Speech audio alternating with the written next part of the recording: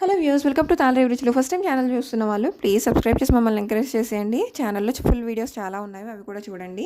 So ఈరోజు recipe వచ్చేసి దోశలు అండి. రాగిపిండి దోశలు వేసాను నేను. బ్యాటర్ అంటారా, 1 కప్పు రాగులు, 1 కప్పు మినుములు, 3 కప్పుల వరకు రేషన్ బియ్యము, అలాగే 1.5 టీ స్పూన్ వరకు మెంతులు అండ్ గుప్పెడు శనగపప్పు మంచిగా వాష్ చేసేసుకొని 6 అవర్స్ పాటు నానాక మిక్సీ కానీ గ్రైండర్ కానీ చేసుకున్నాక ఒక 6 to 8 అవర్స్ ఫర్మెంటేషన్ అయ్యాక ఇందులో రుచికి సరిపడినంత సాల్ట్ యాడ్ చేసుకొని పెనం పెట్టుకొని దోశలు వేసేసుకోవడం అన్నమాట.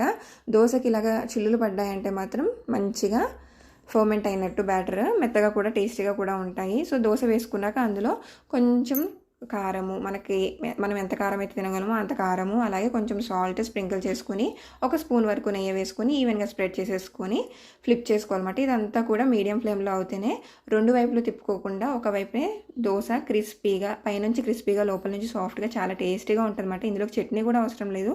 రెసిపీ నచ్చితే సబ్స్క్రైబ్.